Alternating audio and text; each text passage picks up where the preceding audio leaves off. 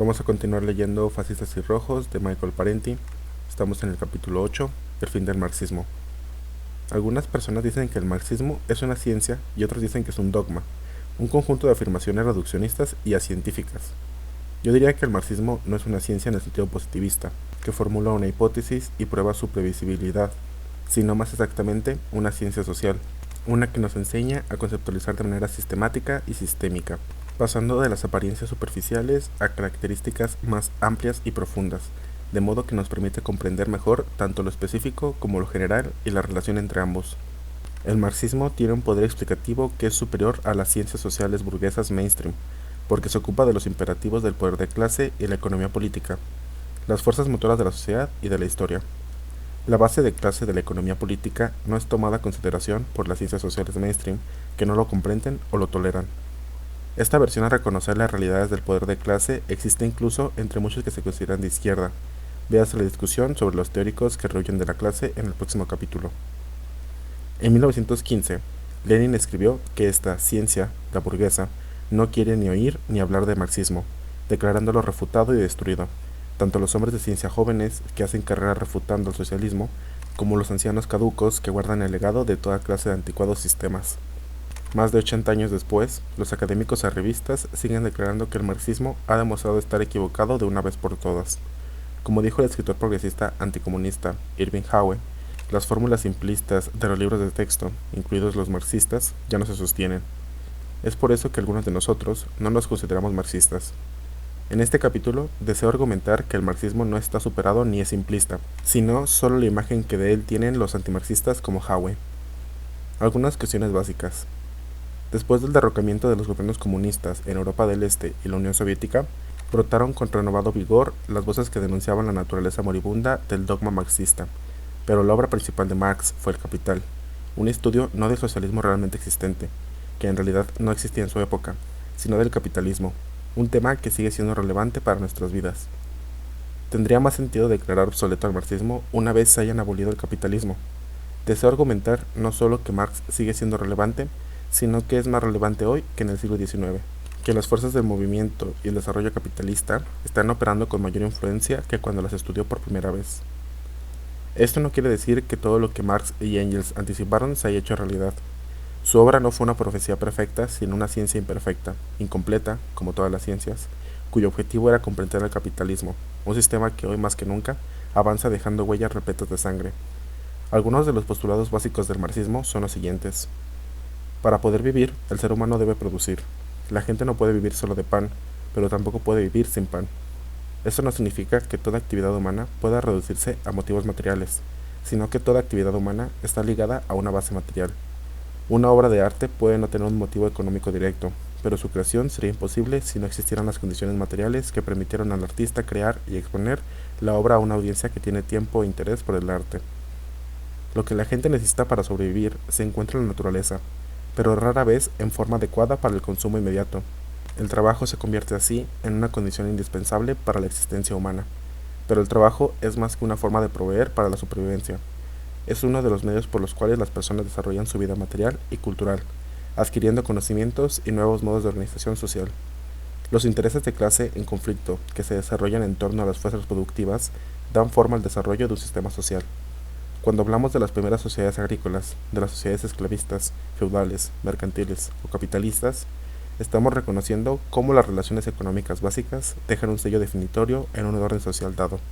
Los teóricos capitalistas presentan al capital como una fuerza creadora providencial. Dicen que el capital da forma y oportunidad al trabajo. El capital crea producción, empleos, nuevas tecnologías y una prosperidad generalizada. Los marxistas le dan la vuelta a la ecuación, argumentando que, por sí mismo, el capital no puede producir nada. Lo que en realidad produce es el trabajo. Solo el trabajo humano puede crear la granja y la fábrica, la máquina y la computadora. Y en una sociedad de clases, la riqueza así producida por muchos se acumula en manos de unos pocos que pronto traducen su poder económico en poder político y cultural para asegurar mejor el orden social explotador que tanto los favorece. La teoría estándar del goteo dice que la acumulación de la riqueza en la parte superior eventualmente trae más prosperidad al resto de nosotros abajo. El crecimiento de la marea eleva a todos los barcos. Yo argumento, en cambio, que en una sociedad de clases, la acumulación de riquezas fomenta la expansión de la pobreza. Un pequeño número de ricos vive sobre las espaldas de los muchos empobrecidos. No puede haber esclavistas ricos que vivan en la sociedad sin una masa de paupérrimos esclavos que sostengan su lujoso estilo de vida, ni señores feudales que vivan en la opulencia sin una masa de siervos empobrecidos, sin tierra, que cultivasen las tierras de los señores desde el amanecer hasta el anochecer. Así también, bajo el capitalismo, no puede haber magnates financieros e industriales sin que millones de empleados reciban bajos salarios y trabajen en exceso. La explotación se manifiesta solamente en salarios míseros, sino que la disparidad entre la riqueza creada por el trabajador y el salario que recibe. Por lo tanto, algunos atletas profesionales reciben salarios drásticamente más altos que la mayoría de las personas, pero en comparación con la enorme riqueza que producen para sus dueños y teniendo en cuenta la dificultad y relativa brevedad de sus carreras, las lesiones y la falta de beneficios por vida, se puede decir que son explotados a un ritmo mucho más alto que la mayoría de los trabajadores. Los ideólogos conservadores defienden el capitalismo porque aseguran que preserva la cultura, los valores tradicionales, la familia y la comunidad. Los marxistas responderían que el capitalismo ha hecho más para socavar esas cosas que cualquier otro sistema en la historia de la humanidad, debido a sus guerras, colonizaciones, inmigraciones forzadas, sus crecimientos, desalojos, salarios de pobreza, trabajo infantil, falta de vivienda, subempleo, crimen, drogadicción y miseria urbana, sin tener en cuenta los efectos que tiene la occidentalización anglocentrista y la globalización sobre las culturas y modos de vida de otros pueblos. El consumo transgresor importado de los Estados Unidos, como desarrolla Michel Kluskart en su libro Neofascismo e Ideología del Deseo, es la base de la destrucción de los valores tradicionales que desean mantener y preservar los conservadores. En todo el mundo, la comunidad, en el sentido más amplio, la Gemeinschaft, con sus relaciones sociales orgánicas y sus fuertes lazos recíprocos de comunidad y parentesco, están siendo transformadas a la fuerza por el capital global en sociedades comercializadas, atomizadas de mercado. En el Manifiesto Comunista, Marx y Engels se refirieron al impulso implacable del capitalismo de recorrer el mundo entero, forjando un mundo a su imagen y semejanza. Ningún sistema en la historia ha sido más implacable en derribar culturas antiguas y frágiles, pulverizar prácticas centenarias en cuestión de años, devorar los recursos de regiones enteras y estandarizar las variedades de la experiencia humana. El gran capital no tiene ningún compromiso con nada más que la acumulación de capital, sin lealtad a ninguna nación, cultura o pueblo. Se mueve inexorablemente de acuerdo con su imperativo interno de acumular al mayor ritmo posible sin preocuparse por los costos humanos y ambientales. La primera ley del mercado es obtener el mayor beneficio posible del trabajo de otras personas. La condición determinante de la inversión privada no son las necesidades humanas, sino la rentabilidad. Prevalece una sistematización racional del quehacer humano en pos de un fin socialmente racional: acumular, acumular y acumular. Más aciertos que errores. Quienes rechazan a Marx sostienen con frecuencia que sus predicciones sobre la revolución del proletario han resultado erróneas. A partir de esto, concluyen que su análisis de la naturaleza del capitalismo y el imperialismo también deben estar equivocados, pero debemos distinguir entre el Marx mileniarista, que hizo predicciones grandilocuentemente optimistas sobre el florecimiento de la condición humana, y Marx, el economista y científico social, que nos proporcionó ideas fundamentales sobre la sociedad capitalista que siguen vigentes hasta el día de hoy. Este último Marx ha sido tergiversado regularmente por escritores antimarxistas. Considera las siguientes predicciones: ciclos económicos y tendencias a la crisis. Marx señaló que además de la búsqueda del beneficio personal, había otros factores involucrados en la búsqueda incesante de ganancias del capitalista. Dadas las presiones de la competencia y el aumento de los salarios, los capitalistas deben realizar innovaciones tecnológicas para aumentar su productividad y disminuir sus costos laborales. Esto genera otros propios problemas.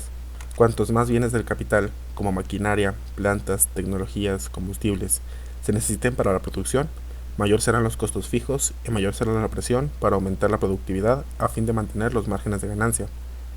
A medida que una industria se vuelve más intensiva en el capital, se debe invertir proporcionalmente más dinero para generar una determinada cantidad de puestos de trabajo. Pero el objetivo final de la empresa no es crear puestos de trabajo. De hecho, los capitalistas están constantemente ideando formas de reducir el tamaño de la fuerza laboral. De 1980 a 1990, el número neto de puestos de trabajo creados por las corporaciones más grandes de los Estados Unidos, las Fortune 500, fue cero. Los nuevos puestos de trabajo de ese periodo provinieron principalmente de las empresas más pequeñas, menos intensivas en capital, la industria ligera, la industria de servicios y el sector público. Marx señaló que dado que los trabajadores no se les paga lo suficiente para volver a comprar los bienes y servicios que producen, siempre existe el problema de la disparidad entre la producción en masa y la demanda agregada. Si la demanda disminuye, los propietarios reducen la producción y la inversión, incluso cuando hay una amplia demanda. Se sienten tentados a reducir la fuerza laboral e intensificar la tasa de explotación de los empleados restantes, aprovechando cualquier oportunidad para reducir los beneficios y los salarios. La caída en el poder adquisitivo de la fuerza laboral conduce a una mayor disminución de la demanda y a recesiones comerciales que infligen el daño más intenso a quienes tienen menos activos. Marx previó esas tendencias a la caída de las ganancias y a las recesiones prolongadas y a la inestabilidad económica. Como señaló el economista Robert G. Bronner, esta fue una predicción extraordinaria, ya que en la época de Marx los economistas no reconocían los ciclos económicos de auge y caída como si fuesen algo inherente al sistema capitalista. Pero hoy sabemos que las recesiones son una condición endémica y, como también predijo Marx, han adquirido un carácter internacional. Concentración de capitales. Cuando Marx apareció por primera vez en el Manifiesto Comunista de 1848, las grandes empresas eran más la excepción que la norma. Sin embargo, predijo que las grandes empresas expulsarían o absorberían a sus adversarios más pequeños y dominarían cada vez más el mundo de los negocios, lo que resultaría en que el capital se concentraría cada vez más.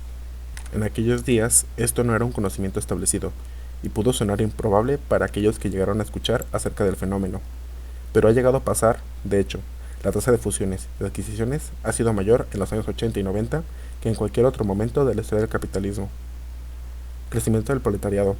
Otra de las predicciones de Marx fue que el proletariado, trabajadores que no tienen herramientas propias y deben trabajar por sueldos o salarios, vendiendo su trabajo a otros, se convertiría en un porcentaje cada vez mayor de la fuerza de trabajo. En 1820, alrededor del 75% de los estadounidenses trabajaban por su cuenta en granjas o pequeñas empresas y artesanías. Para 1940, ese número se había reducido al 21.6%. Hoy, menos del 10% de la fuerza laboral trabaja por cuenta propia. El mismo cambio en la fuerza de trabajo se puede observar en el tercer mundo.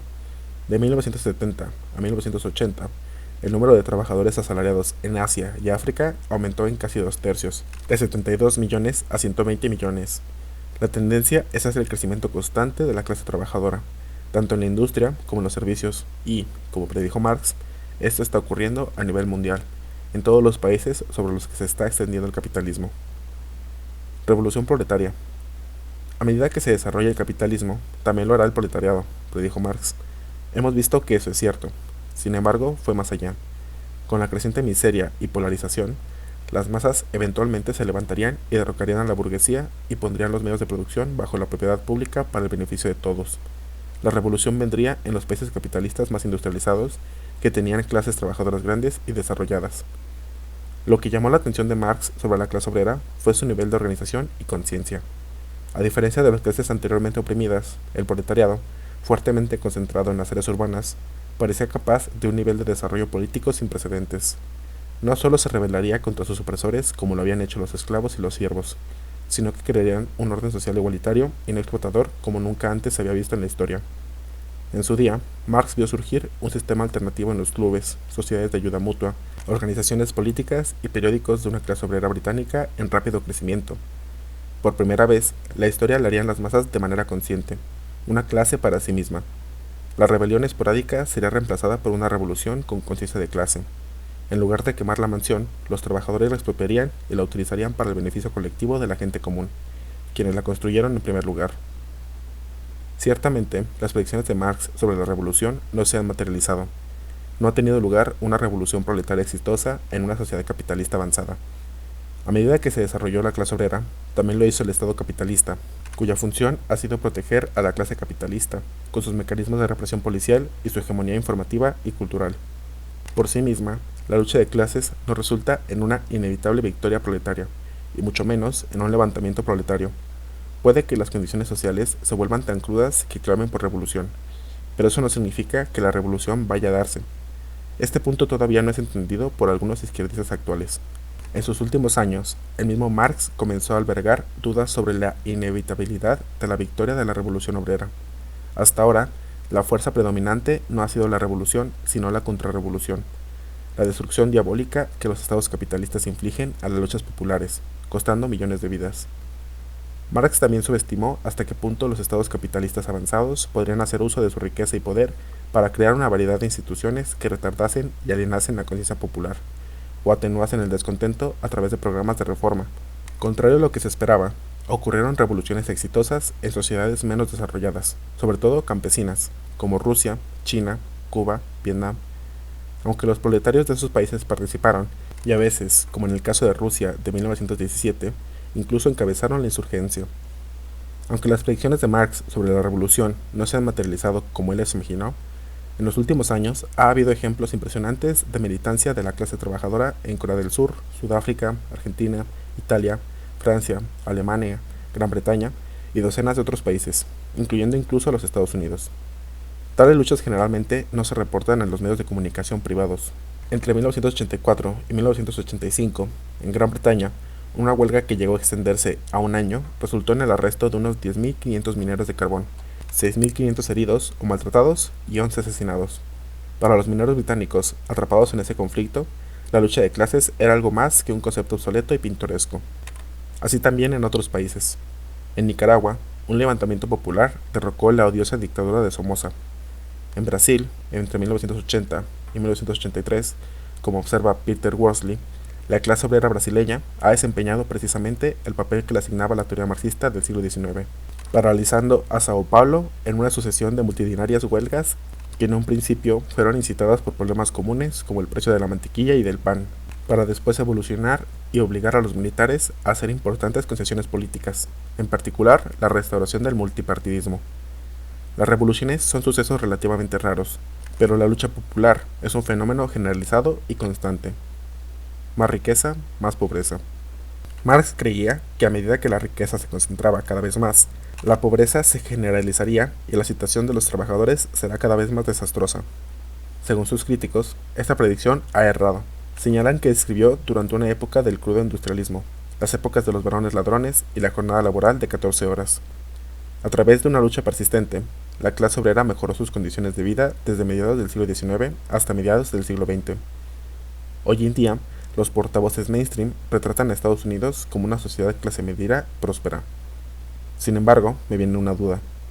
Durante las presidencias de Reagan, Bush y Clinton, de 1981 a 1996, la parte del ingreso nacional que terminó en manos de quienes trabajan para ganarse la vida se redujo en más del 12%. La parte que se destinó a quienes viven de las inversiones aumentó casi un 35%. Menos del 1% de la población posee casi el 50% de la riqueza de la nación. Las familias más adineradas son cientos de veces más ricas que el hogar promedio en el 90% inferior de la población. La brecha entre los ricos y los pobres de Estados Unidos es mayor de lo que ha sido en más de medio siglo y es cada vez mayor. Así, entre 1977 y 1989, el 1% superior vio crecer sus ingresos en más del 100%, mientras que los 3 quintiles más bajos promediaron una caída del 3 al 10% en el ingreso real. El New York Times reportó que la disparidad de ingresos en 1995 era mayor de lo que ha sido desde el final de la Segunda Guerra Mundial. El ingreso promedio del 20% superior aumentó un 44%, de $72.754 a $105.945 entre 1968 y 1994, mientras que el 20% inferior tuvo un aumento del 7%, de $7.202 a $7.762, o solo $560 a precios constantes. Pero estas cifras subestiman el problema. La nota del Times se basa en un estudio realizado por el Census Bureau que no considera los ingresos de los más ricos. Durante años se reportó los ingresos de las personas poniendo un límite en $300.000 anuales. En 1994, la oficina elevó el límite a $1.000.000. Esto todavía deja fuera al 1% más rico, a los billonarios y a los miles de multimillonarios que ganan mucho más que $1.000.000 al año. El dinero se concentra en grandes cantidades en una porción tan minúscula de la población que se considera estadísticamente insignificante. Pero, a pesar de ser tan pocos, la cantidad de riqueza que controlan es enorme y denota una disparidad de ingresos 1000 veces mayor que la distribución reportada por el Census Bureau. Por lo tanto, la diferencia entre un multimillonario que podría ganar $100.000 millones al año y un conserje que gana 8.000 no es de 14 a 1, la diferencia que se reporta generalmente, sino de más de 14.000 a 1.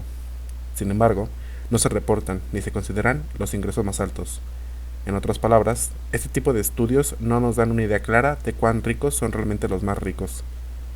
Cuando mi asistente de investigación le preguntó a un funcionario del Census Bureau acerca de la metodología empleada, este le respondió que las computadoras de la oficina no podían manejar cantidades mayores. Esta excusa me parece muy poco probable, debido a que cuando tuvo que elevar el límite superior, el Census Bureau lo hizo sin dificultad alguna. Otra razón que dio fue la confidencialidad, debido a que también brinda información geográfica, se podría minar la base de datos e identificar a las personas con ingresos muy altos. Además, los encuestados de altos ingresos subestiman sus ingresos. Las ganancias de intereses y dividendos que informan son solo de alrededor del 50 al 60% de los rendimientos reales de la inversión, y debido a que son tan pocos, no es tan probable que aparezcan en una muestra aleatoria a nivel nacional. Al designar al 20% superior como los más ricos, el Census Bureau agrupa a un profesional de nivel medio alto y a otras personas que ganan $70,000 o más, personas que son cualquier cosa menos las más ricas. El número de personas que vivían por debajo del umbral de la pobreza en los Estados Unidos aumentó en 24 millones en 1977, a más de 35 millones en 1995. Las personas se volvían pobres de forma más dramática que en épocas anteriores, y les resultaba cada vez más difícil salir de ella. Además, varias enfermedades relacionadas con el hambre y la pobreza han ido en aumento. Ha tenido lugar un resquebrajamiento generalizado de la fuerza laboral. El empleo regular está siendo reemplazado por mano de obra terciaria o temporal, lo que resulta en salarios más bajos con menos o ningún beneficio. Muchos sindicatos han sido destruidos o seriamente debilitados. Las regulaciones gubernamentales proteccionistas se están revirtiendo o no se aplican, y ha habido un aumento en los acelerones, las lesiones y otros abusos en el lugar de trabajo. Para la década de 1990, el aumento de la pobreza de las clases medias y trabajadora, incluidos los pequeños productores independientes, se estaba volviendo evidente en varios países. En 20 años, más de la mitad de los agricultores de los países industrializados, unos 22 millones, se arruinaron. Mientras tanto, como se señaló en los dos capítulos anteriores, las reformas del libre mercado han traído un aumento dramático en la pobreza, el hambre, el crimen y la mala salud, junto con el crecimiento de grandes fortunas para unos pocos privilegiados en los países excomunistas. El tercer mundo ha soportado un empobrecimiento cada vez mayor durante el último medio siglo. A medida que ha aumentado la inversión extranjera, también lo ha hecho la miseria de la gente común, que es expulsada de sus tierras. Aquellos que logran encontrar empleo en las ciudades se ven obligados a trabajar por salarios de subsistencia. Parecería similar a cómo las leyes de cercamiento de finales del siglo XVIII en Inglaterra cercaron las tierras comunales y llevaron al campesinado a los infiernos industriales de Manchester y Londres, transformándoles en mendigos o trabajadores fabriles medio muertos de hambre. El cercamiento continúa en todo el tercer mundo, desplazando a decenas de millones de personas. En países como Argentina, Venezuela y Perú, el ingreso per cápita era más bajo en 1990 que 20 años antes. En México, los trabajadores ganaban en 1995 un 50% menos que en 1980. Un tercio de la población de América Latina, unos 130 millones de personas, viven en la miseria total, mientras que decenas de millones más apenas se las arreglan. En Brasil, el poder adquisitivo de los grupos con menos ingresos se redujeron en un 50% entre 1940 y 1990, y al menos la mitad de la población sufría diversos grados de desnutrición. En gran parte de África, la miseria y el hambre han adquirido proporciones apocalípticas. En Zaire, el 80% de la población vive en la miseria absoluta. En Asia y África, más del 40% de la población permanece a nivel de la inanición. Marx predijo que un capitalismo en expansión traería mayor riqueza para unos pocos y una creciente miseria para la mayoría. Eso parece ser lo que está sucediendo y a escala mundial. Una ciencia holística. El marxismo, al que se le ha descartado en repetidas ocasiones llamándolo una doctrina obsoleta, sigue siendo relevante en la actualidad debido a que no se trata de un cuerpo de postulados fijos, sino de un método que permite ver más allá de las apariencias inmediatas para identificar las cualidades internas y las fuerzas en movimiento que dan forma a las relaciones sociales y a gran parte de la historia como tal. Como señaló Marx, toda ciencia será superflua si la forma de manifestación y la esencia de las cosas coincidiesen directamente. De hecho, quizás la razón por la que gran parte de la ciencia social moderna parezca superflua es porque se dedica al tedioso rastreo de las apariencias externas. Para entender el capitalismo, primero hay que despojarse de las apariencias que presentan su ideología. A diferencia de la mayoría de los teóricos burgueses, Marx se dio cuenta de que lo que el capitalismo dice ser y lo que realmente es son dos cosas diferentes. Lo que es único en el capitalismo es la expropiación sistemática del trabajo con el único propósito de la acumulación. El capital se anexiona el trabajo vivo para acumular más capital. El propósito final del trabajo no es prestar servicios a los consumidores o sostener la vida y la sociedad, sino generar cada vez más ingresos para el inversionista, independientemente de los costos humanos y ambientales. Un punto esencial del análisis marxista es que la estructura social y el orden de clases prefiguran nuestro comportamiento de muchas maneras. El capitalismo se mueve en todas las áreas del trabajo y la comunidad, aprovechando toda la vida social en su búsqueda de ganancias. Convierte la naturaleza, el trabajo, la ciencia, el arte, la música y la medicina en mercancías, y las mercancías en capital. Transforma la tierra en bienes inmuebles, la cultura popular en cultura de masas, y a los ciudadanos en trabajadores y consumidores endeudados.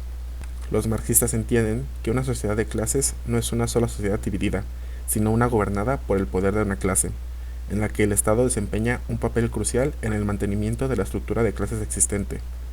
El marxismo podría considerarse una ciencia holística, en el sentido de que reconoce los vínculos entre varios componentes del sistema social. El capitalismo no es solo un sistema económico, sino también político y cultural, todo un orden social.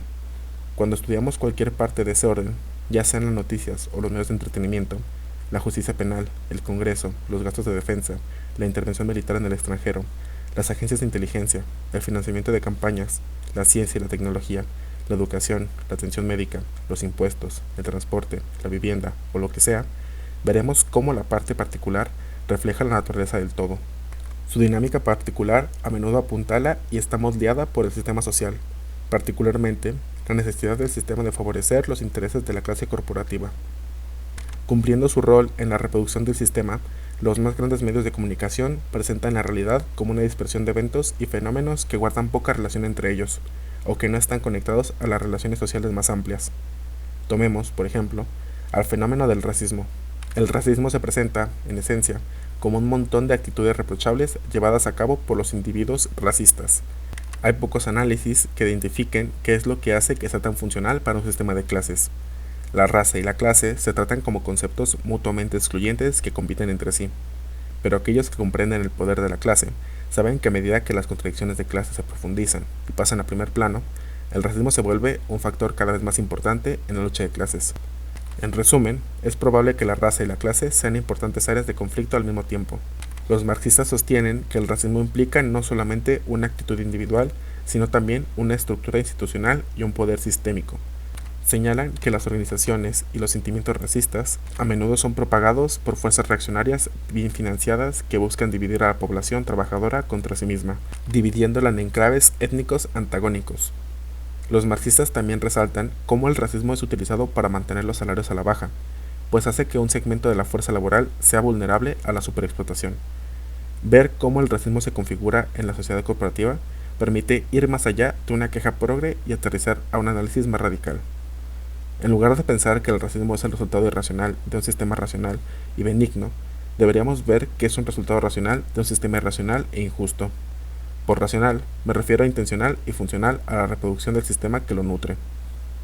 Al carecer de un enfoque holístico de la sociedad, las ciencias sociales convencionales tienden a compartimentar la experiencia social. Así que se nos pide que reflexionemos sobre si este o aquel fenómeno es cultural, económico o psicológico, cuando, por lo general, es una configuración de todas estas. Por ejemplo, un automóvil es inequívocamente un artefacto económico, pero también tiene un componente cultural y psicológico, e incluso una dimensión estética. Es necesario que comprendamos de mejor manera cómo fenómenos analíticamente distintos pueden estar empíricamente interrelacionados y de hecho adquirir fuerza y definición unos de otros. Los marxistas no aceptan aquella perspectiva ortodoxa que ve las instituciones como algo que simplemente están ahí, tan natural y solemne como las montañas, especialmente las instituciones formales más articuladas como la iglesia, el ejército, la policía, las fuerzas armadas, la universidad, los medios de comunicación, la medicina y similares. Las instituciones están moldeadas por los intereses de clase y el poder de clase. Lejos de ser bastiones neutrales e independientes, las principales instituciones de la sociedad están ligadas a la clase capitalista. Los grandes empresarios ejercen poder de decisión directamente a través del control de las juntas directivas y directorios. Las élites empresariales suelen controlar los presupuestos de varias instituciones e incluso tienen propiedad sobre ellas. Un control inscrito en la ley a través de estatutos corporativos y reforzado por el monopolio de la violencia del Estado. Tienen poder para escoger gerentes, para decidir políticas y sobre las actividades de los empleados. Las ciencias sociales convencionales se dedican a ignorar las relaciones entre la acción social y las demandas sistemáticas del capitalismo, evitando cualquier perspectiva del poder en su dimensión de clase, y cualquier perspectiva de clase como una relación de poder. Para los investigadores convencionales, el poder es algo fragmentado y fluido, y la clase no es otra cosa que una etiqueta o categoría de ingresos que puede ser correlacionada a los hábitos electorales, los estilos de consumo o cualquier otra cosa, evitando verla como una relación entre aquellos que tienen posesiones y aquellos que trabajan para ellos. Desde el punto de vista marxista, no puede existir una clase como tal, una entidad social en sí misma. No puede haber señores sin siervos, ni amos sin esclavos, ni capitalistas sin trabajadores. Más que una categoría sociológica, la clase es una relación con los medios de producción y con el poder social y estatal. Esta idea tan fundamental para la comprensión de las políticas públicas es evitada por los científicos sociales convencionales que prefieren concentrarse en todo lo demás menos en las realidades del poder de clase. Es curioso, por ejemplo, cómo algunos politólogos han estudiado la presidencia y el Congreso durante décadas sin pronunciar una sola palabra sobre el capitalismo, sin ni siquiera mirar de soslayo cómo los imperativos de un orden político-económico capitalista desempeñan un papel tan crucial en prefigurar la agenda política. Las ciencias sociales están repletas de estudios de poder comunitario, que tratan a las comunidades y a sus problemas como entidades autónomas aisladas. Tales investigaciones generalmente se limitan a la interacción inmediata de los actores políticos y se dice poco sobre cómo los problemas se vinculan con los intereses sociales más amplios. Los preconceptos ideológicos conservadores influyen con regularidad en las estrategias de investigación de la mayoría de los científicos sociales y analistas. En ciencia política, por ejemplo, 1. Las relaciones entre las naciones capitalistas industriales y las naciones del tercer mundo se describen como a. Dependencia e interdependencia, y fomentan un desarrollo de beneficio mutuo, en lugar de b. Un imperialismo que explota la tierra, el trabajo y los recursos de las naciones más débiles en beneficio de las clases favorecidas tanto en el mundo industrial como en el menos desarrollado. 2. Se dice que Estados Unidos y otras sociedades capitalistas democráticas se mantienen unidas por a. Valores comunes que reflejan el interés común y no por b. Poder y dominación de clase. 3. La fragmentación del poder en el proceso político es, supuestamente, un indicador de a. Fluidez y democratización del pluralismo en los grupos de interés, en lugar de b. La usurpación y transformación del poder de manera irresponsable y antidemocrática. 4. La propagación masiva de creencias políticas ortodoxas se describe como a. Socialización política y educación para la ciudadanía, y se trata como un proceso cívico deseable, en lugar de b. Un adoctrinamiento que distorsiona el flujo de información y deforma la percepción crítica del pueblo.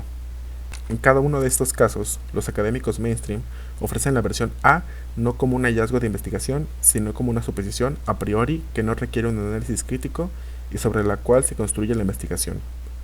Al mismo tiempo, desestiman toda evidencia e investigación que respalde la versión B. Al ignorar las condiciones de clase que ejercen una influencia tan importante sobre el comportamiento social, las ciencias sociales convencionales se asientan sobre hechos superficiales, tratando de explicar las acciones inmediatas en términos exclusivamente inmediatos. Tal enfoque otorga una alta prioridad a las explicaciones epifenoménicas e idiosincráticas, las peculiaridades de determinadas personalidades y las situaciones específicas. Lo que habitualmente se pasa por alto en tales investigaciones y en nuestros noticieros, nuestras observaciones diarias y a menudo incluso en nuestras luchas políticas, es la forma en que fuerzas aparentemente remotas pueden prefigurar nuestras experiencias. Aprendiendo a preguntar por qué. Cuando no analizamos la realidad a través de la lente marxista, es decir, cuando ignoramos los intereses de clase y el poder de clase, rara vez nos preguntamos por qué suceden ciertos fenómenos. Los noticieros informan de muchas cosas, pero pocas veces las explican. Poco se dice sobre cómo se organiza el orden social y cómo prevalecen ciertos intereses. Desprovistos de un marco que explique por qué suceden las cosas, no nos queda otra cosa que ver el mundo como lo ven los expertos en los medios de comunicación mainstream, como un flujo de eventos, un montón de desarrollos particulares e individuales que no se vinculan a las relaciones sociales más generales. Una perspectiva centrada en la casualidad, la circunstancia, las malas intenciones y la ambición individual, nunca en los intereses de clase. Lo curioso es que todo aquello produce efectos que por lo general favorecen precisamente aquellos intereses de clase de los poderosos. Así, no logramos asociar los problemas sociales con las fuerzas socioeconómicas que los crean y aprendemos a truncar nuestro propio pensamiento crítico. Imagínense si intentáramos algo diferente. Por ejemplo, si tratáramos de explicar que la riqueza y la pobreza existen juntas, no en una yuxtaposición accidental, sino porque la riqueza causa pobreza, un resultado inevitable de la explotación económica tanto en el país como en el extranjero. ¿Tal análisis tendría cabida en los medios de comunicación capitalistas o en la vida política mainstream? Supongamos que deseamos, en un primer momento, exponer cómo las corporaciones multinacionales utilizan trabajo infantil en Indonesia, pagando sueldos que apenas y sirven para no morir de hambre.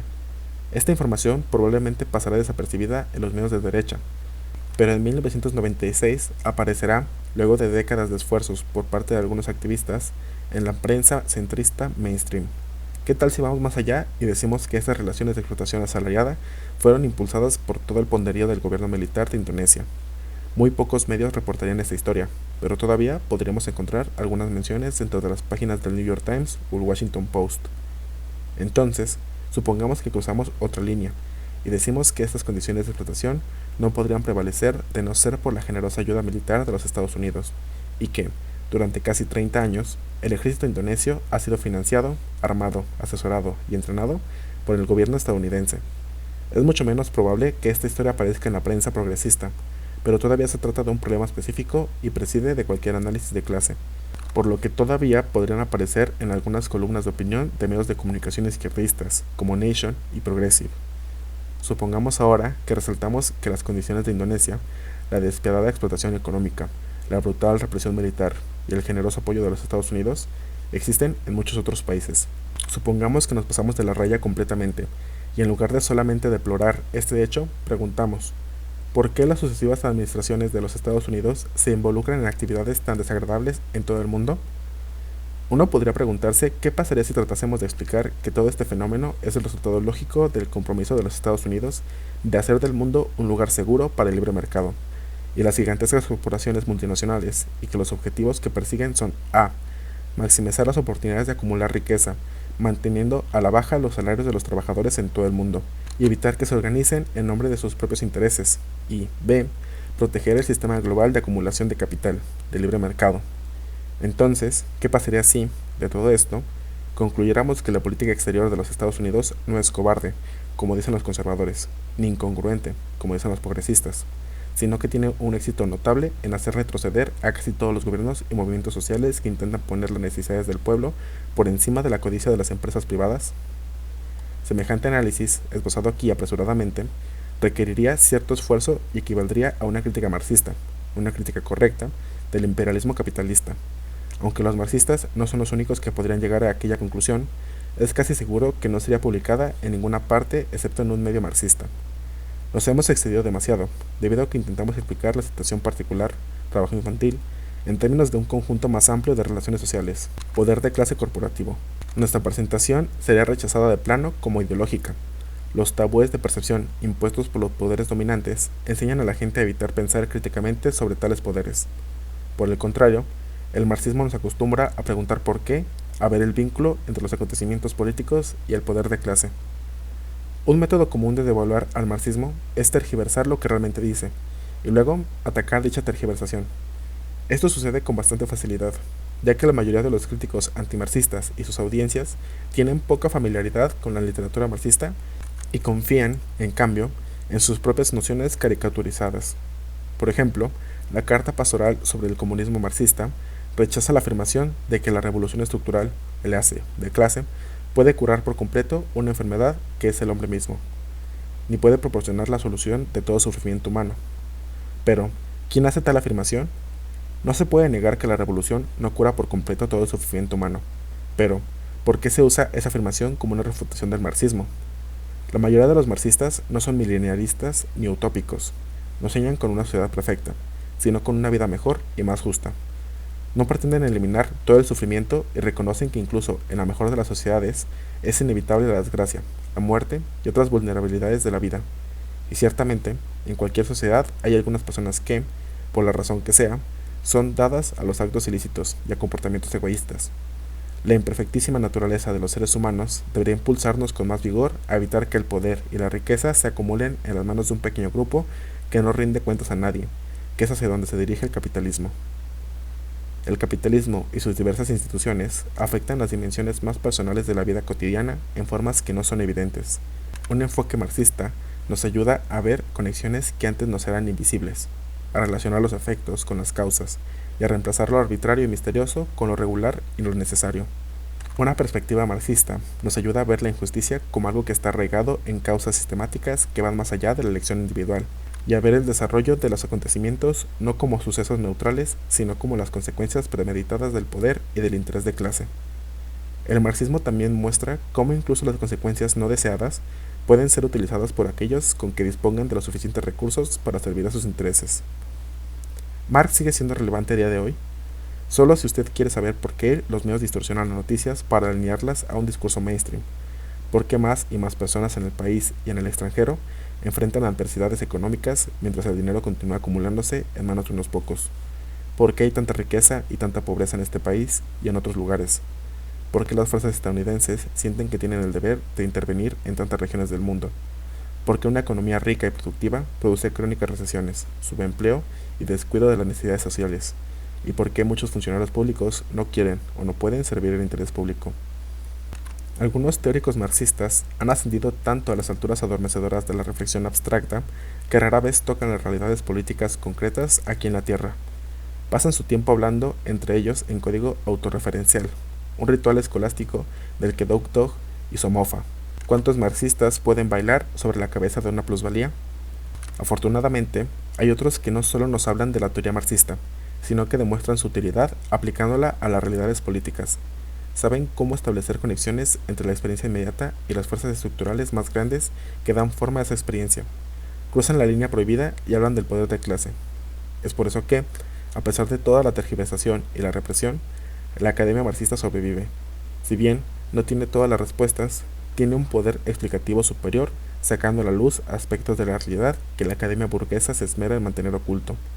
El marxismo ofrece el tipo de verdades subversivas que causan miedo y temblor entre la élite y los poderosos, aquellos que viven en la cima de una montaña de mentiras.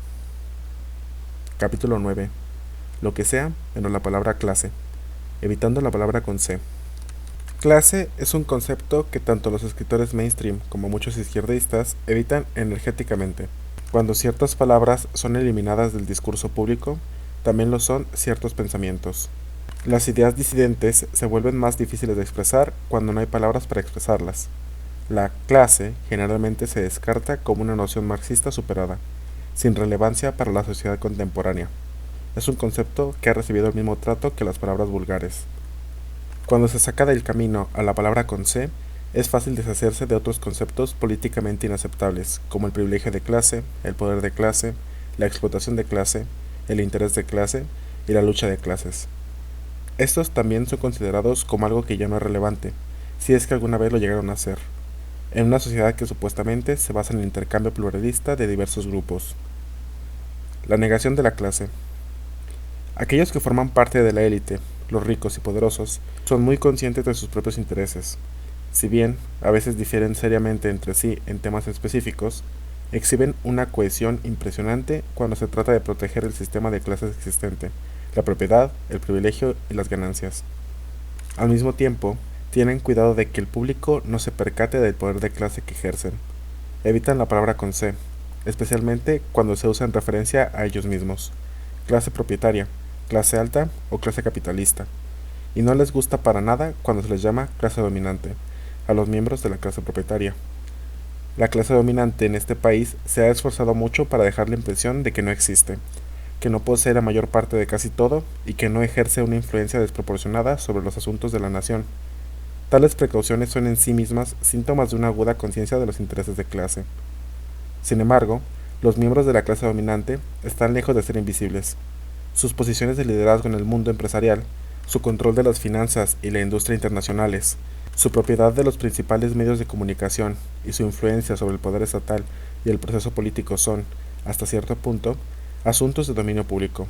Si bien pareciera una cuestión simple aplicar la palabra con C a aquellos que ocupan las cúpulas de la élite, la ideología de la clase dominante descarta tal aplicación como si uno se hubiese sumergido en la teoría de la conspiración. La palabra con C también es tabú cuando se aplica a los millones de trabajadores de una sociedad que por lo general reciben salarios de miseria.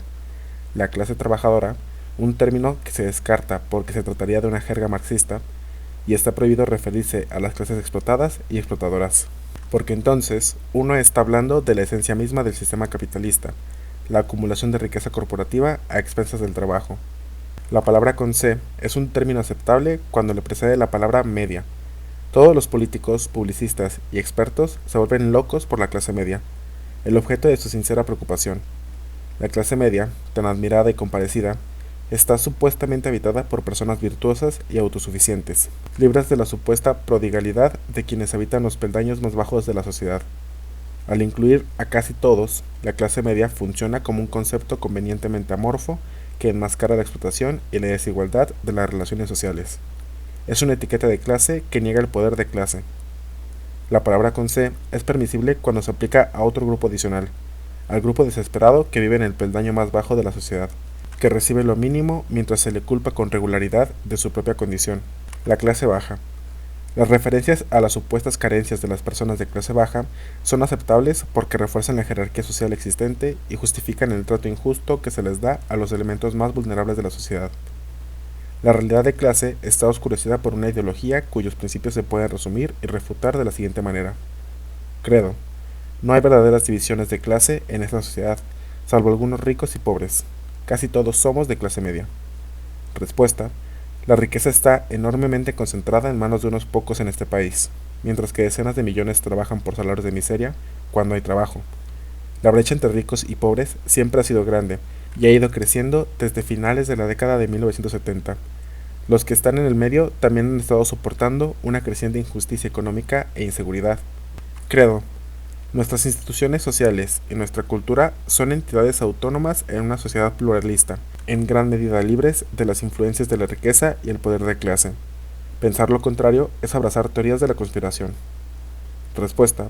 La enorme acumulación de riqueza permite el ejercicio de una gran influencia en todos los aspectos de la vida. Nuestras instituciones sociales y culturales están dirigidas por juntas directivas, o fideicomisarios o regentes, formadas en gran parte por élites corporativas entrelazadas, no electivas y autoelegidas. Ellos y sus fieles mercenarios ocupan la mayoría de los puestos más altos del Ejecutivo del Estado y otros órganos de formulación de políticas, y manifiestan una gran conciencia de sus intereses de clase al dar forma a las políticas nacionales e internacionales. Esto incluye políticas tales como el Acuerdo General sobre los Aranceles Aduaneros y Comercio, GATT, diseñado para eludir cualquier soberanía democrática que exista dentro de las naciones. Credo, las diferencias entre ricos y pobres son un hecho natural, no están relacionadas entre sí de forma causal. El comportamiento humano individual, no la clase, determina el desempeño humano y las oportunidades de vida. La sociedad tal y como la conocemos es el reflejo de las inclinaciones naturales innatas de los seres humanos. Respuesta. Todas las ideologías conservadoras justifican las desigualdades existentes como el orden natural de las cosas, como si fuesen el resultado inevitable de la naturaleza humana. Si los ricos son mucho más capaces que el resto de nosotros por naturaleza, ¿por qué se les debe proporcionar tantos privilegios artificiales mediante la ley, tantos rescates, subsidios y otras consideraciones especiales a nuestra costa? Entre sus talentos superiores por naturaleza, se encuentran subterfugios ilegales y sin principios como la fijación de precios, la manipulación de acciones, el tráfico de información privilegiada, el fraude, la evasión de impuestos, la aplicación legal de la competencia desleal, el expolio ecológico, la producción de productos nocivos y las condiciones de trabajo inseguras. Uno podría esperar que las personas superiores por naturaleza no actúen de manera tan rapaz y venal. Las diferencias en talento y capacidades que pueden existir entre los individuos no excusan los crímenes e injusticias que son endémicos en el sistema capitalista. Los teóricos TMC.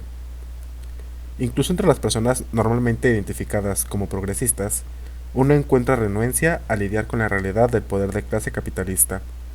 En ocasiones, el rechazo a la palabra con C es bastante categórico. En una reunión en Nueva York en 1986, escuché al sociólogo Stanley Aronowitz comentar: cuando escucho la palabra clase, simplemente bostezo. Para Aronowitz, la clase es un concepto cada vez menos importante, utilizado por aquellos a los que se refirió reiteradamente como marxistas ortodoxos. Aronowitz y otros académicos de izquierda luchan contra el marxismo al producir exgénesis hiperteorizadas en un campo llamado estudios culturales, que sus escritos a menudo impenetrables rara vez se conectan con el mundo real. Lo demostró en 1996 el físico Alan Sokal, un izquierdista quien escribió una parodia de estudios culturales y la envió al Social Text de Aronowitz, una revista dedicada a artículos que se especializan en verborrea inflada, pretensiones pedantes y superioridad académica. El artículo de Sokal estaba cargado de jerga oscura pero moderna y referencias a pie de página a personajes como Jacques Derrida y el propio Aronowitz. Pretendía ser una exposición epistémica de desarrollos recientes en la gravedad cuántica y la variedad espaciotemporal y categorías conceptuales fundamentales de la ciencia anterior, que se han problematizado y relativizado con profundas implicaciones para el contenido de una futura ciencia posmoderna y liberadora. Varios editores de Social Text leyeron y aceptaron el artículo como si fuese una contribución seria. Después de que lo publicaron, Sokal relevó que era poco más que un galimantías fabricado que no estaba obligado a respetar ningún estándar de evidencia o lógica. En efecto, demostró que los editores de la revista estaban tan profundamente inmersos en un discurso pretenciosamente inflado que no podían distinguir entre un esfuerzo intelectual genuino y una parodia tonta. Aronowitz respondió diciendo que Sokal era una persona mal leída y medio educada. Uno recuerda el comentario de Robert Mackenzie. En algunas universidades, el mismo término estudios culturales se ha convertido en un chiste de mal gusto. Significa investigación a medias, autocomplacencia y pretensión ridícula. En el peor de los casos, los defensores de estos estudios culturales novedosos son incapaces de defender su trabajo, por lo que ya no lo intentan, simplemente alegando que sus críticos están obsesionados con nociones anticuadas como la evidencia, la lógica, la ciencia y la racionalidad. En mi opinión, uno de los principales efectos de los estudios culturales es desviar la atención de las realidades del poder de clase, las cosas pasadas de moda que hacen bostezar a Aronowitz y a sus asociados. Otro académico de izquierda, Ronald Aronson, en un libro titulado After Marxism, afirma, frente a toda la evidencia reciente, que las clases en la sociedad capitalista se han vuelto menos polarizadas y que la explotación de clases no es un problema urgente hoy en día porque los sindicatos han conquistado poder para proteger a sus miembros y afectar la política social. Esto en un momento en el que muchos sindicatos están siendo destruidos. Los trabajadores están siendo degradados a la condición de trabajadores tercerizados y la brecha de ingresos es la más grande en décadas. Muchos de los que pretenden ser de izquierda son tan rabiosamente antimarxistas como para aprovechar cualquier noción concebible excepto el poder de clase para explicar lo que está sucediendo en el mundo. Son los teóricos de todo menos la clase, TMC, que, aunque no están aliados con los conservadores en la mayoría de los temas políticos, ejercen el rol de retrasar el crecimiento de la conciencia de clase. Como ejemplos principales, pruebe la prosa hinchada y pretenciosa de teóricos anticomunistas de izquierda como Ernesto Laclau y Chantal Mouffe, quienes son tratados con reverencia por sus contrapartes en este país. Una moda reciente entre los intelectuales TMC de izquierda es el posmodernismo, que argumenta que los principios de racionalidad y evidencia de la modernidad ya no se aplican. Las ideologías de larga data han perdido su relevancia al igual que la mayor parte de la economía política y la historia, y uno no puede esperar desarrollar una crítica confiable de las fuerzas institucionales y de clase. Si bien afirma buscar nuevos significados, el posmodernismo se asemeja a las mismas viejas teorías anticlasistas, tanto de la derecha como de la izquierda. Los teóricos TMC de izquierda dicen que estamos prestando demasiada atención a la clase. ¿Quién exactamente está haciendo eso? Examinando las principales publicaciones académicas, las revistas radicales y las conferencias de académicos socialistas, es difícil encontrar muchos análisis de clase de cualquier tipo. Lejos de prestar demasiada atención al poder de clase, la mayoría de los escritores y comentaristas estadounidenses todavía tienen que descubrir el tema. Mientras golpean a una izquierda marxista bastante minúscula, los teóricos TMC quieren hacernos pensar que están dando una batalla heroica en contra de las hordas de marxistas que dominan el discurso intelectual en este país. Otra alucinación más que tienen en común con los conservadores. Uno de los que pretende ser de izquierda es John Judis, cuyo impresionante desconocimiento del marxismo no le impide distinguir entre marxistas humanistas y marxistas simplistas, deterministas, economicistas. Según Judis, estos últimos no atribuyen ninguna importancia a las condiciones culturales y estructuras políticas. No conozco marxistas que se ajusten a esta descripción. Yo, por mi parte, trato las instituciones culturales y políticas con mucho detalle en varios de mis libros, pero la cultura está anclada en un sistema general de propiedad y control corporativo. En su interminable búsqueda de esquemas conceptuales que pudieran silenciar el análisis de clase marxista, los teóricos TMC de izquierda han estado jugando durante años con una falsa dicotomización entre el Marx joven, culturalista, humanista, bueno, y el Marx viejo, dogmático, economicista, malo. Como señala el académico marxista Berthe Ollmann, este contrapeso artificial transforma un desarrollo relativamente menor en el trabajo de Marx en un océano entre dos formas de pensar que tienen muy poco en común. Ollmann señala que el marco analítico de Marx no surgió completamente de su cabeza. En las obras anteriores, como los manuscritos económicos y filosóficos y la ideología alemana, Marx está en el proceso de construcción de su pensamiento y está reconstruyendo su comprensión del capitalismo en la historia, apoyándose más en su formación filosófica y sus críticas a los neo-hegelianos. Pese a que aparecen con mayor frecuencia en sus primeros trabajos, conceptos como la alienación y el lenguaje de la dialéctica aparecen a lo largo de su obra, incluyendo en El Capital. Algunos teóricos TMC trabajaron duro para promover los escritos del difunto líder del Partido Comunista Italiano, Antonio Gramsci, como fuente de teoría cultural para contrarrestar un análisis de clase marxista. Véase, por ejemplo, medios como Telos de Paul Piconnet durante los años 70 y principios de los 80. Gramsci, decían, se opuso a las perspectivas economicistas de Marx y Lenin y no trataba a la lucha de clases como un concepto central, prefiriendo, en cambio, desarrollar un análisis más matizado, basado en la hegemonía cultural. De esta manera, Gramsci se convirtió en el marxista que uno se puede llevar a casa con mamá, como dijo el historiador T.J. Jackson, y como añadió Christopher Phelps. El mismo Gramsci habría considerado las representaciones que se hacen sobre él, los teóricos TMC, como algo completamente fuera de lugar. Nunca trató la cultura y la clase como términos mutuamente excluyentes, sino que vio la hegemonía cultural como un instrumento vital de la clase dominante. Además, ocupaba un destacado puesto en el Partido Comunista Italiano y se consideraba un firme heredero de la tradición marxista-leninista. Las ciencias sociales, la sociología pop y los comentaristas de los medios de comunicación tratan a la clase como una característica demográfica o un estatus ocupacional. Entonces, los sociólogos se refieren a la clase media alta, media baja y similares. Reducida a un rasgo demográfico, la afiliación de clase de uno ciertamente puede parecer que tiene una prominencia política relativamente baja. La sociedad misma se convierte en poco más que una configuración pluralista de grupos de estatus. La clase no es un tema tabú si está divorciada del proceso de acumulación capitalista y de la explotación. Tanto los científicos sociales mainstream como los teóricos TMC de izquierda no tienen en cuenta la interrelación dinámica que da a las clases su importancia. En contraste, los marxistas tratan a la clase como el concepto clave en todo un orden social conocido como capitalismo o feudalismo o esclavismo, que se centra en la propiedad de los medios de producción, fábricas, minas, pozos de petróleo, agronegocios, conglomerados de medios y similares, y a la necesidad. Si uno no tiene propiedad, de vender su trabajo en condiciones muy favorables para el empleador.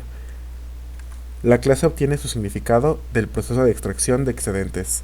La relación entre empleador y empleado es, esencialmente, de explotación, involucrando la constante transferencia de riqueza de aquellos que trabajan, pero no poseen, a aquellos que poseen, pero no trabajan. Así es como algunas personas se hacen cada vez más ricas sin trabajar, o haciendo solo una fracción del trabajo que les enriquece, mientras que otras se esfuerzan durante toda su vida para terminar con poco o nada. Tanto los científicos sociales ortodoxos como los teóricos TMC de izquierda tratan a las diversas facciones sociales dentro de la clase no capitalista como clases en sí mismas. Entonces hablan de una clase de cuello azul, una clase profesional y cosas por el estilo. Al hacerlo, afirman estar moviéndose más allá de un modelo dualista marxista reduccionista de clases. Pero, ¿qué es más reduccionista que ignorar la dinámica subyacente del poder económico y el conflicto entre el capital y el trabajo? ¿Qué es más engañoso que tratar a los grupos ocupacionales como clases autónomas, prestando atención a todos los grupos sociales en la sociedad capitalista, excepto a la clase capitalista misma, a todos los conflictos sociales excepto al conflicto de clases? Tanto los teóricos TMC de izquierda como los teóricos convencionales tienen dificultades para comprender que la creación de una formación social gerencial o tecnocrática no constituye un cambio básico en las relaciones de propiedad del capitalismo, ni la creación de nuevas clases. Los profesionales y gerentes no son una clase autónoma como tal, más bien son trabajadores mentales que viven mucho mejor que la mayoría de los demás empleados, pero que aún así sirven al proceso de acumulación que beneficia a los propietarios corporativos. La cotidiana lucha de clases. Para apoyar su punto de vista de que la clase, en el sentido marxista, es algo que se está superando, Los teóricos TMC afirman repetidamente que no habrá una revolución obrera en los Estados Unidos en el futuro previsible. Escuché este sentimiento expresado en 3 paneles diferentes durante una conferencia de Gramsci en Amherst, Massachusetts, en abril de 1987. Incluso, si estamos de acuerdo con esa profecía, aún podríamos preguntarnos cómo se convierte en motivo para rechazar el análisis de clase y concluir que no existe tal cosa como la explotación del trabajo por el capital, y que la clase trabajadora no se opone a aquella explotación. La revolución feminista, que iba a transformar toda nuestra sociedad patriarcal, no se ha materializado hasta ahora, pero ninguna persona de izquierda considera que el sexismo es una quimera o que las luchas de género no tienen importancia alguna. Que los trabajadores en Estados Unidos no estén levantando barricadas no significa que la lucha de clases sea un mito. En la sociedad actual, esa lucha impregna casi todas las actividades laborales. Los empleadores están moliendo implacablemente a los trabajadores, y los trabajadores luchan constantemente contra los empleadores. La guerra de clases del capital se libra con mandatos judiciales, leyes antilaborales, represión policial, destrucción de sindicatos, violación de contratos, talleres clandestinos, cronometraje deshonesto, violaciones de seguridad, acoso y despido de trabajadores militantes, recortes en salarios y beneficios, allanamiento de fondos de pensiones, despidos y cierres de plantas. Los trabajadores contraatacan con organización sindical, huelgas, retrasos, boicots, manifestaciones públicas, acciones laborales, ausentismo coordinado y sabotaje en el lugar de trabajo. La clase tiene una dinámica que va más allá de su visibilidad inmediata. Seamos conscientes de ello o no, las realidades de clase impregnan nuestra sociedad y determinan en gran medida nuestra capacidad para perseguir nuestros propios intereses. El poder de clase es un factor para establecer la agenda política, seleccionar líderes, reportar noticias, financiar la ciencia y la educación, distribuir atención médica, maltratar el medio ambiente, deprimir los salarios, resistir la igualdad racial y de género, comercializar el entretenimiento y las artes, propagar mensajes religiosos, reprimir la disidencia y definir la propia realidad social. Los teóricos TMC no ven a la lucha obrera solamente como un conjunto incapaz de una revolución, sino como algo que está desapareciendo, perdiendo importancia como formación social. Cualquiera que todavía piense que la clase es de importancia primordial es tildado de marxista intransigente. Se dice que peca de economicismo y reduccionismo, y que es incapaz de seguir el ritmo de los postmarxistas, postestructuralistas, postindustrialistas, postcapitalistas, postmodernistas y postdesconstruccionalistas. Es irónico que algunos intelectuales de izquierda consideren que la lucha de clases es en gran medida irrelevante en un momento en el que el poder de clase se vuelve cada vez más transparente, en un momento en que la concentración empresarial y la acumulación de ganancias son más rapaces que nunca, y el sistema fiscal se ha vuelto más regresivo y opresivo. La transferencia ascendente de ingresos y riqueza se ha acelerado. Los activos del sector público se están privatizando. El dinero corporativo ejerce un control cada vez mayor sobre el proceso político. Las personas en el país y en el extranjero están trabajando más duro por menos remuneraciones, y en todo el mundo la pobreza está creciendo más rápido que la población. Hay neoconservadores y centristas mainstream que manifiestan una mejor conciencia de la lucha de clases que los teóricos TMC de izquierda. Así, el exeditor en jefe del New York Times, A. M. Rosenthal, va a la ofensiva de tala y quema del Partido Republicano contra los programas sociales, no solo como una receta para la lucha de clases, sino el inicio de su realidad. Rosenthal continúa citando a Felix Reutin, financiero de Wall Street, quien señala que los grandes beneficiarios de nuestra expansión económica han sido los propietarios de activos financieros, en lo que equivale a una enorme transferencia de riqueza de los trabajadores estadounidenses de clase media menos calificados a los propietarios de bienes de capital y a la nueva aristocracia tecnológica. Cada vez más, los trabajadores se ven a sí mismos como simples activos temporales que deben ser contratados o despedidos para proteger el resultado final y crear valor para los accionistas. Es humillante para los intelectuales TMC de izquierda que sus análisis sean menos profundos que los realizados por personas del establishment como Rosenthal y Reutin. Aprovechando todo menos la clase, los izquierdistas estadounidenses de hoy han desarrollado una variedad de grupos de identidad que se centran en cuestiones étnicas, de género, culturales y de estilos de vida. Estos grupos tratan sus respectivas luchas como algo parte de la lucha de clases, y casi no tienen nada que decir sobre las injusticias político-económicas de clase perpetradas contra todos nosotros, que cada vez son más crudas. Los grupos de identidad tienden a enfatizar su distinción y su separación entre sí, fraccionando así el movimiento de protesta. Sin duda, tienen contribuciones importantes que hacer en torno a temas que son particularmente destacados para ellos, temas que a menudo otros pasan por alto, pero tampoco deben restar importancia a sus intereses comunes, ni pasar por alto al enemigo de clase común al que se enfrentan. Las fuerzas que imponen la injusticia de clase y la explotación económica son las mismas que propagan el racismo, el sexismo, el militarismo, la devastación ecológica, la homofobia, la xenofobia y demás. Es posible que las personas no desarrollen una conciencia de clase, pero aún así se ven afectadas por el poder, los privilegios y las desventajas relacionadas con la distribución de la riqueza y la miseria. Estas realidades no se anulan por raza, género o cultura. Los últimos factores operan dentro de una totalidad, la sociedad de clases. Las exigencias del poder de clase y la explotación dan forma a la realidad social en la que todos vivimos.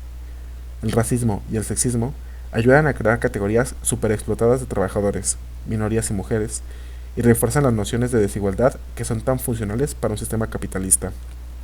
Adoptar un análisis de clase no es negar la importancia de los problemas identitarios, sino ver cómo estos están vinculados entre sí y con la estructura general del poder político-económico. Una conciencia de las relaciones de clase profundiza nuestra comprensión de la cultura, la raza, el género y otras cosas por el estilo. Riqueza y poder. Para que unos pocos elegidos puedan vivir en gran opulencia, millones de personas trabajan duro durante toda su vida, nunca libres de la inseguridad financiera y con un gran costo para la calidad de sus vidas. La queja no es que los muy ricos tengan mucho más que los demás, sino que su superabundancia y su interminable acumulación se producen a expensas de todos y todo lo demás, incluyendo nuestras comunidades y nuestro medio ambiente. Las grandes concentraciones de riqueza otorgan a la clase propietaria el control no solo sobre los medios de subsistencia de millones, sino también sobre la vida cívica como tal. El dinero es el ingrediente necesario que da a los ricos su inmensa influencia política, su propiedad monopólica de los medios de comunicación, su acceso a cabilderos y a altos cargos públicos. Para quienes la poseen, la gran riqueza también les otorga prestigio social y dominio cultural, incluida la membresía en las juntas directivas de fundaciones, universidades, museos, instituciones de investigación y escuelas profesionales. Del mismo modo, la ausencia de dinero es lo que hace que los que no tienen nada y los que tienen poco sean impotentes, privándolos del acceso a los medios nacionales y limitando severamente su influencia sobre los políticos. A medida que crece la brecha entre los ricos y el resto de nosotros, disminuyen las oportunidades para el gobierno popular.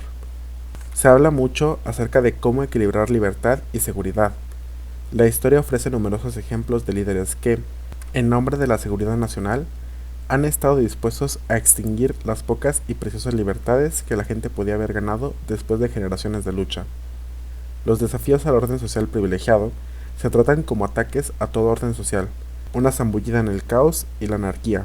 Se declaran necesarias medidas represivas para salvaguardar al pueblo de los peligros de terroristas, subversivos, rojos y otros supuestos enemigos, tanto extranjeros como nacionales. Una y otra vez se nos pide elegir entre libertad y seguridad, cuando en realidad no hay seguridad sin libertad.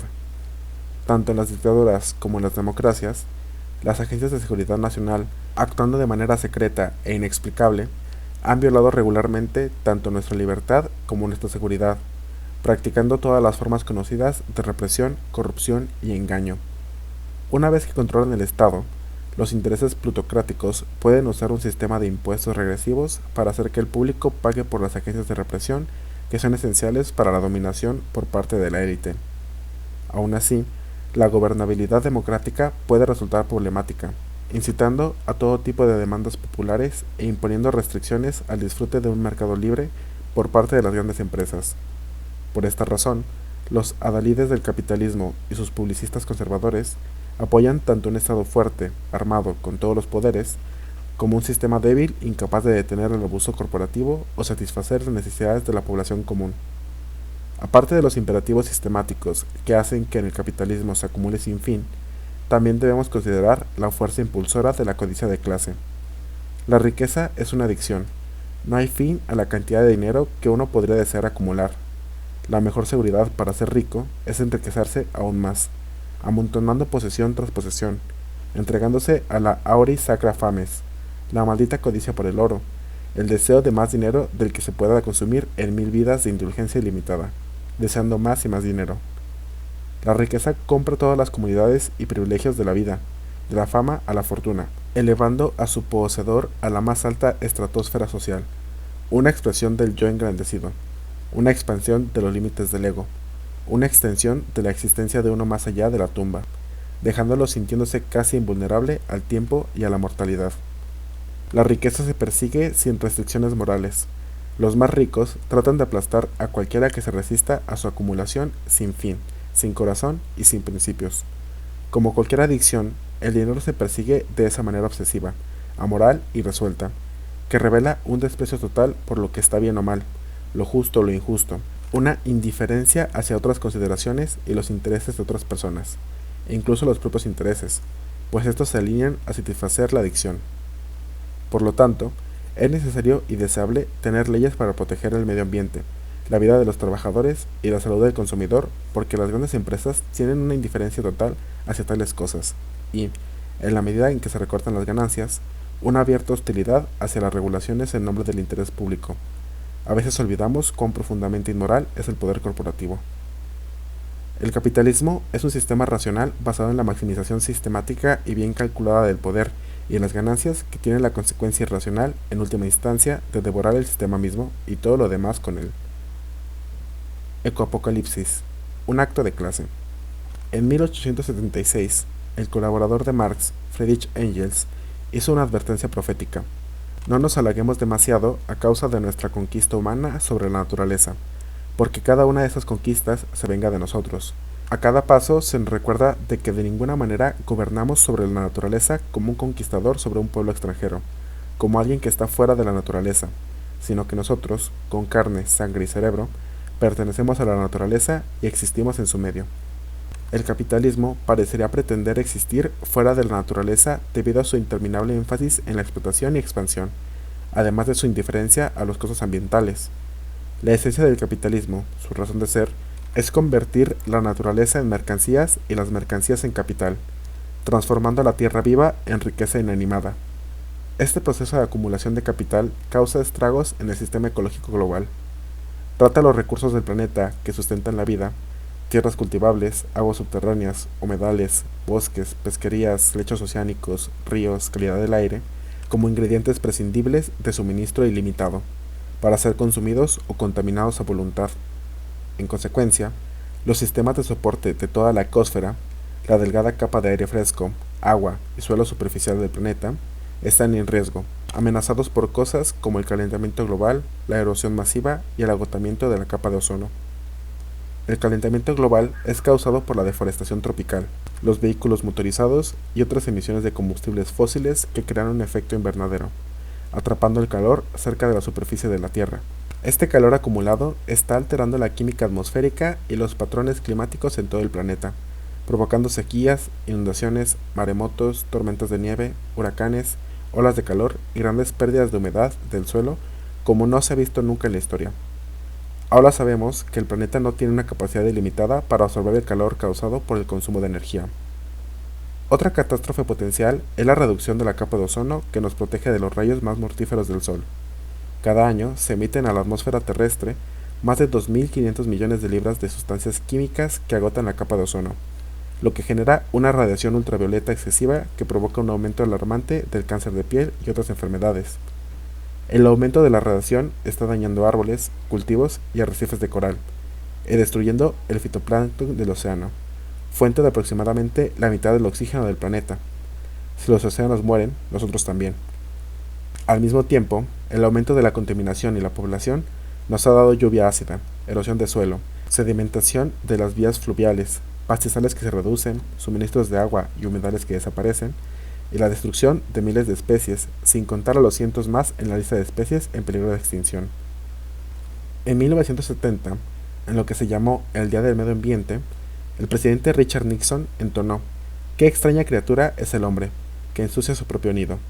Con esa declaración, Nixon estaba ayudando a propagar el mito de que la crisis ecológica que enfrentamos es una cuestión de comportamiento individual y racional más que de magnitud social.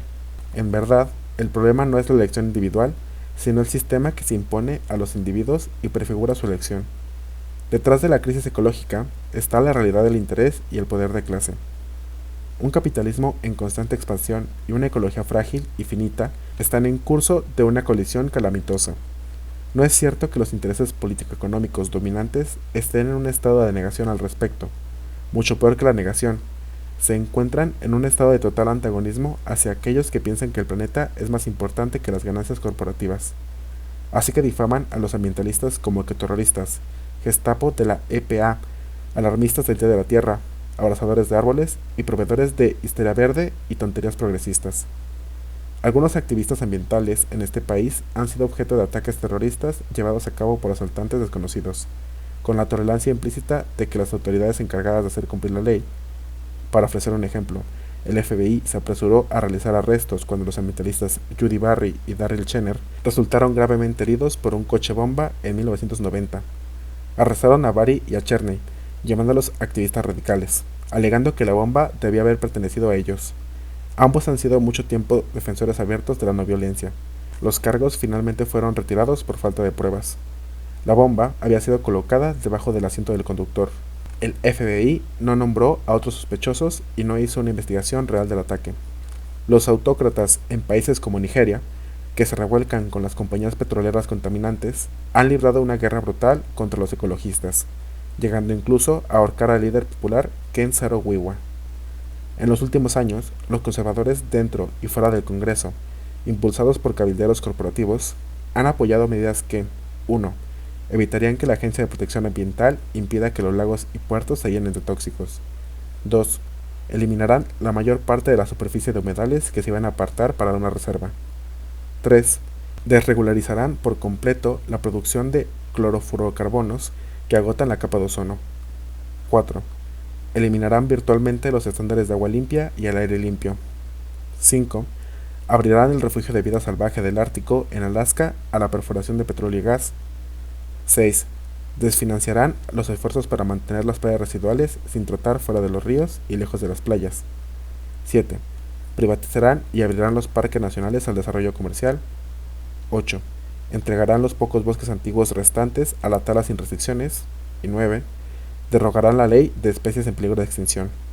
En resumen, su intención declarada abiertamente ha sido destripar todas nuestras protecciones ambientales, por inadecuadas que sean. Los conservadores sostienen que no hay crisis ambiental. Los avances tecnológicos seguirán mejorando la vida de más y más personas. Un artículo de portada de Forbes se burla de la industria del miedo de la salud y asegura a los lectores que la comida chatarra altamente química y rica en grasas es perfectamente segura para la salud. Los propietarios de la revista y los anunciantes corporativos son conscientes de que si las personas comienzan a cuestionar los productos que ofrece el sistema corporativo, pueden terminar cuestionándose el sistema mismo. No sin una buena razón. Forbes se describe a sí misma como una herramienta capitalista. Uno podría preguntarse por qué los ricos y poderosos avanzan por esta ruta antiambiental aparentemente suicida. Pueden destruir el bienestar, la vivienda pública, la educación pública, el transporte público, la seguridad social, Medicare y Medicaid con impunidad porque ellos y sus hijos no se verán privados de ello, teniendo medios más que suficientes para procurarse servicios privados para ellos mismos. Pero el medio ambiente es otra historia. Los conservadores ricos y sus cabilderos corporativos habitan el mismo planeta contaminado que todos los demás, comen la misma comida química y respiran el mismo aire contaminado. La realidad es que no viven exactamente como todos los demás. Experimentan una realidad de clase diferente, residiendo en lugares donde el aire es algo mejor que en las zonas de ingresos bajos y medios. Tienen acceso a alimentos que se crían orgánicamente y se preparan especialmente. Los basureros tóxicos y las autopistas de la nación generalmente no están ubicados en o cerca de sus elegantes vecindarios. Los pesticidas en aerosol no se vierten sobre sus árboles y jardines. La tala rasa no desola sus ranchos, haciendas y lugares de veraneo. Incluso cuando ellos o sus hijos sucumben a una terrible enfermedad como el cáncer, no relacionan la tragedia con factores ambientales, aunque los científicos ahora creen que la mayoría de los cánceres se deben a causas humanas. Niegan que haya un problema mayor porque ellos mismos crean ese problema y les deben gran parte de su riqueza. Pero, ¿cómo pueden negar la amenaza de un apocalipsis ecológico provocado por el agotamiento del ozono, el calentamiento global, la desaparición del suelo superficial y la muerte de los océanos? ¿Quieren las élites dominantes ver la vida en la Tierra, incluida la suya propia, destruida? A la larga, de hecho, serán víctimas de sus propias políticas, junto con todos los demás. Sin embargo, como todos nosotros, no viven a largo plazo, sino en el aquí y el ahora. Para las clases dominantes, lo que está en juego es algo más inmediato y de mayor preocupación que la ecología global.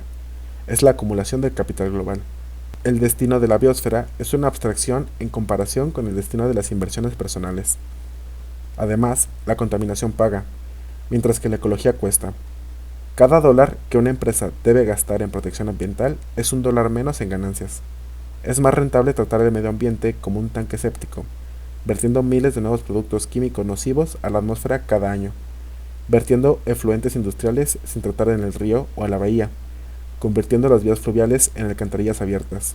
El beneficio a largo plazo de preservar un río que corre a lo largo de una comunidad, donde los contaminadores corporativos no viven de todos modos, no pesa tanto como la ganancia inmediata que proviene de los modos de producción costosos ecológicamente.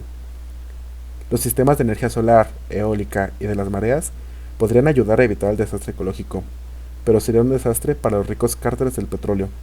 6 de las 10 principales corporaciones industriales del mundo están involucradas principalmente en la producción de petróleo, gasolina y vehículos de motor. La contaminación por combustibles fósiles significa miles de millones en ganancias. Las formas de producción ecológicamente sostenibles amenazan estos beneficios. Una inmensa e inminente ganancia para uno mismo es un incentivo mucho más convincente que una pérdida difusa compartida por el público en general. El costo de convertir un bosque en un páramo pesa poco frente a las ganancias que provienen de la tala de madera. Este conflicto entre la ganancia privada inmediata por un lado y el beneficio público remoto por el otro opera incluso a nivel del consumidor individual.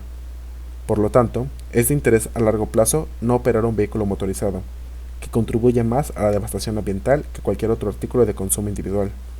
Pero tenemos una necesidad inmediata de transporte para ir al trabajo o hacer cualquier cosa que se necesite hacer, por lo que la mayoría de nosotros no tenemos más remedio que tener y usar automóviles.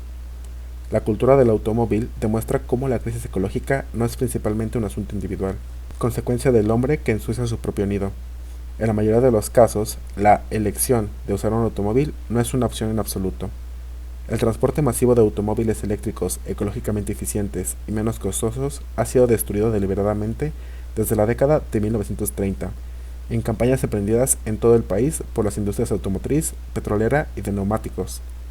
Las corporaciones involucradas en el transporte pusieron a Estados Unidos sobre ruedas, para maximizar los costos de consumo para el público y las ganancias para ellos mismos, y al diablo con el medio ambiente o cualquier otra cosa. Los enormes intereses de las gigantescas corporaciones multinacionales superan las predicciones apocalípticas sobre una gran crisis ecológica. Los sobrios empresarios se niegan a dejarse atrapar por la histeria sobre el medio ambiente y prefieren aumentar sus fortunas en silencio. Además, siempre se pueden encontrar algunos expertos que irán en contra de todas las pruebas y dirán que el jurado aún está deliberando, que no hay pruebas concluyentes para apoyar a los alarmistas. La prueba concluyente en este caso vendría solo cuando lleguemos al punto de no retorno. La ecología es profundamente subversiva al capitalismo. Necesita una producción planificada y ambientalmente sostenible en lugar de rapaz y no regulada. Requiere un consumo económico en lugar de un consumismo en constante expansión, estimulado artificialmente. Pide sistemas de energía naturales y de bajo costo en lugar de sistemas rentables de alto costo y contaminantes. Las implicaciones de la ecología para el capitalismo son demasiado horrendas para que el capitalista las contemple. Aquella élite que alguna vez contrató camisas negras para destruir la democracia por temor a que sus intereses de clase se vieran amenazados, no tienen problemas para hacer lo mismo contra los ecoterroristas. Aquellos que han librado una guerra sin piedad contra los rojos no tendrán problemas para hacer la guerra contra los verdes. Aquellos que nos han traído salarios de pobreza, explotación, desempleo, falta de vivienda, decadencia urbana y otras condiciones económicas opresivas no están demasiado preocupados por evitarnos una crisis ecológica. Los plutócratas están más comprometidos con su riqueza que con la tierra en la que viven, más preocupados por el destino de sus fortunas que por el destino del planeta. En junio de 1996, hablando en una conferencia de la ONU en Estambul, Turquía, Fidel Castro señaló: los que casi han destruido el planeta y envenenado el aire, los mares, los ríos y la tierra, son los que están menos interesados en salvar a la humanidad. La lucha por el ambientalismo es parte de la lucha de clases en sí misma, un hecho que parece haber escapado a muchos ambientalistas. El inminente ecoapocalipsis es un acto de clase. Ha sido creado por y para el beneficio de unos pocos, a expensas de la mayoría. El problema es que esta vez el acto de clase puede destruirnos a todos, de una vez y para siempre. En la relación entre riqueza y poder, Lo que está en juego no es solo la justicia económica, sino la democracia misma y la supervivencia de la biosfera. Desafortunadamente, no es probable que la lucha por la democracia y la cordura ecológica sea promovida por los teóricos TMC de moda y por jergas que tratan la clase como un concepto anticuado y que parecen dispuestos a considerar cualquier cosa menos las realidades del poder capitalista. En esto se diferencian poco de la ideología dominante a la que profesan oponerse. Ellos son los que necesitan volver a este planeta. La única fuerza compensatoria que eventualmente podría cambiar las cosas es una mejor dirección en una ciudadanía informada y movilizada. Cualesquiera que sean sus defectos, la gente es nuestra mejor esperanza. De hecho, somos ellos. Ya sea que la élite todavía utilice camisas negras o no, y que sus oponentes sean rojos o no, la lucha continúa, hoy, mañana y por los siglos.